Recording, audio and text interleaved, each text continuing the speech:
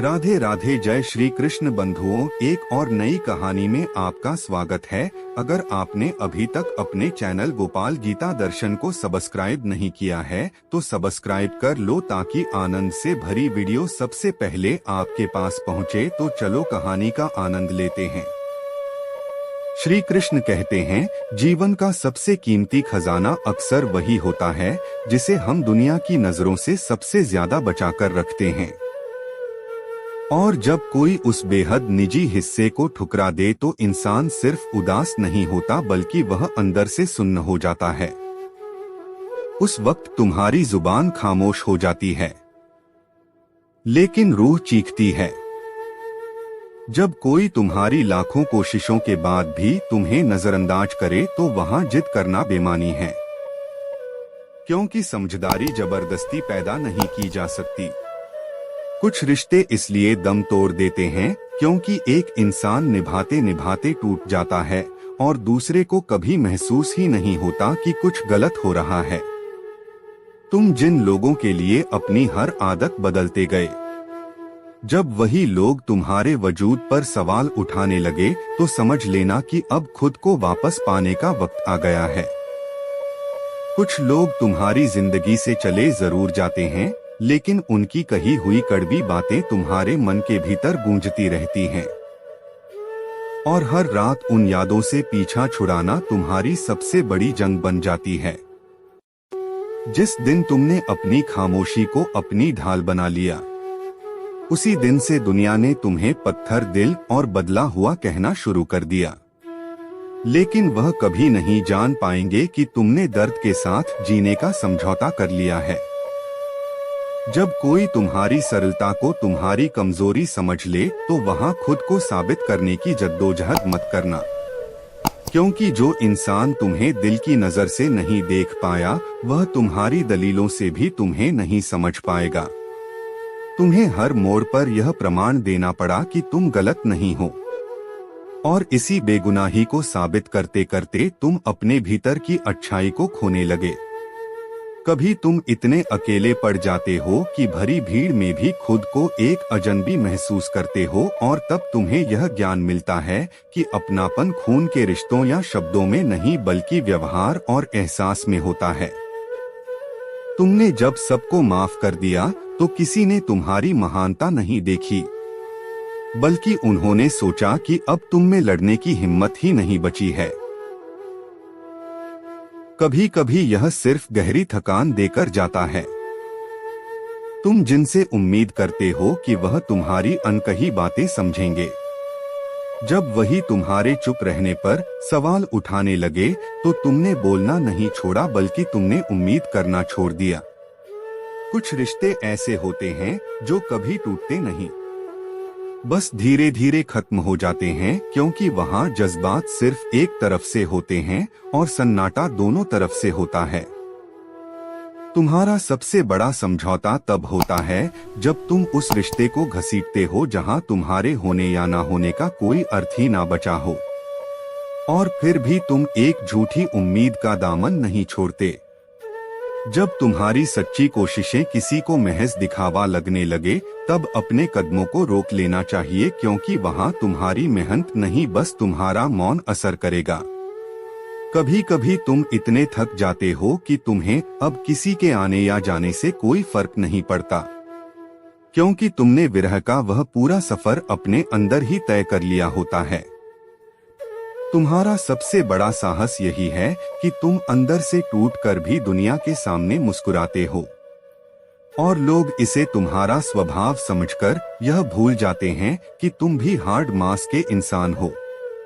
जब कोई तुम्हारे बिना भी खुश रहने का हुनर सीख ले तो तुम उसके पास रहकर खुद को दुख के सागर में मत धकेलो। जो इंसान तुम्हें अपनी जरूरत समझता है वह तुम्हें कभी उपेक्षा के अंधेरे में नहीं रखेगा। तुम्हारे भीतर कितनी बार तूफानों ने तबाही मचाई और तुमने सबको बचाते हुए खुद को बहा दिया, फिर भी किसी ने मुड़कर नहीं पूछा कि क्या तुम्हें भी किसी सहारे की जरूरत है। कभी तुम इतनी बार टूटते हो कि अब जुड़ने की इच्छा ही खत्म हो जाती है। और तब तुम्हारा मुस्कुराना बस एक आदत बन जाता है जो सिर्फ दुनिया को दिखाने के लिए जिंदा है। तुम्हारे लिए जो पल जीवन की पूंजी थे, जब किसी और के लिए वह सिर्फ रोजमर्रा की बात बन जाए तो तुम खामोशी की गुफा में लौट जाते हो, जहां ना कोई शिकायत है और ना कोई उम्मीद। जब रिश्तों में हर मोड़ पर खुद को ही कसौटी पर कसना पड़े तो समझ लेना कि अब वह रिश्ता प्रेम नहीं रहा, वह एक कठिन परीक्षा बन चुका है जिसमें हारना तय है। कभी तुम खुद को इस कदर बदल लेते हो कि आईने में अपना ही चेहरा अजनबी लगने लगता है, क्योंकि वहां वह शख्स दिखता है जो सिर्फ दूसरों की खुशी के लिए अपनी सांसें बेचता रहा। तुमने जिनसे अपने गहरे से गहरे जख्म भी छुपा लिए ताकि वह परेशान ना हो। जब वही लोग तुम्हारी उदासी को अनदेखा करने लगे तो तुमने अपनी जुबान पर ताला लगा लिया। कुछ बातें इतनी अधूरी रह जाती हैं कि उनका कोई अंत नहीं मिलता और समय उन्हें इस तरह दफन कर देता है कि एक दिन वह यादों के पन्नों से भी मिट जाती हैं। जब किसी ने तुम्हारे अंदर की शांति को छीन लिया और फिर भी तुम्हें ही क्रूर कहा, तब तुमने प्रतिवाद नहीं किया बल्कि तुमने उम्मीद का दामन छोड़ दिया। तुम जिनके लिए हर बार खुद को छोटा करते गए, अगर वही तुम्हें पैरों की धूल समझने लगे तो अब उठ खड़ा होना चाहिए, क्योंकि अगर तुम आज अपने लिए नहीं लड़े तो फिर तुम कभी भी अपना सम्मान नहीं बचा पाओगे। कभी कभी सबसे सटीक जवाब होता है अपनी अनुपस्थिति को इतना बड़ा कर देना कि सामने वाले को तुम्हारी कमी खलने लगे। तुम्हारी सबसे बड़ी पीड़ा तब होती है जब तुम्हारा हर सच किसी के झूठ के शोर में दब जाए और तुम्हारे पास ना लड़ने की शक्ति बचे ना फिर से शुरुआत करने का साहस। जब कोई तुम्हारे साथ एक छत के नीचे रहते हुए भी तुम्हारे मन की आवाज सुनना बंद कर दे तो वहां चुप्पी नहीं बल्कि दूरी सबसे बेहतर जवाब होती है।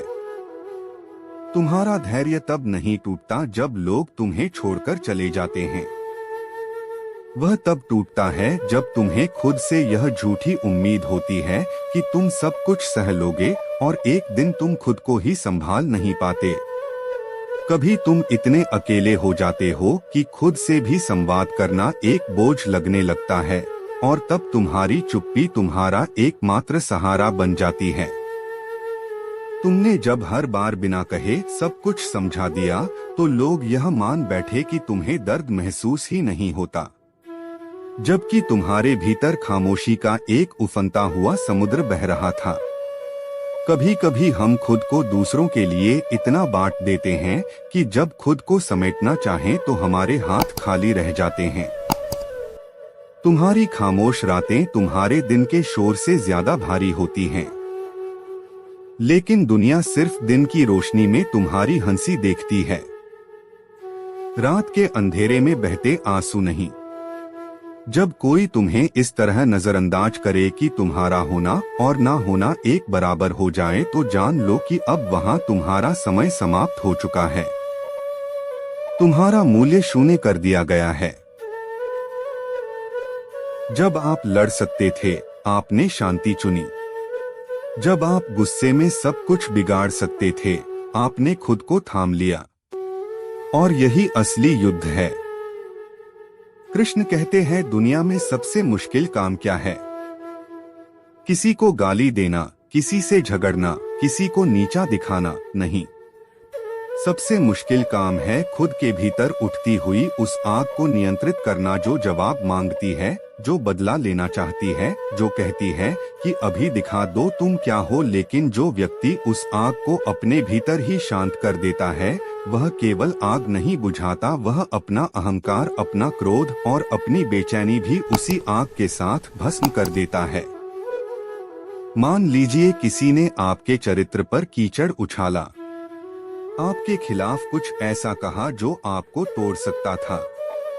अब आपके पास दो विकल्प थे, या तो आप जाकर उस इंसान से लड़े, चीखें, चिल्लाएं और खुद को सही साबित करें, या फिर शांति से बैठकर वक्त को अपना काम करने दें।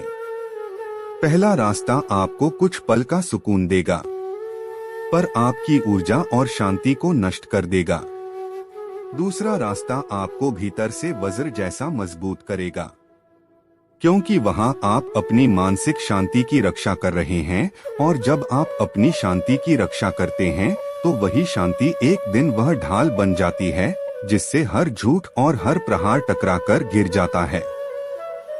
धैर्य का मतलब केवल रुकना नहीं है।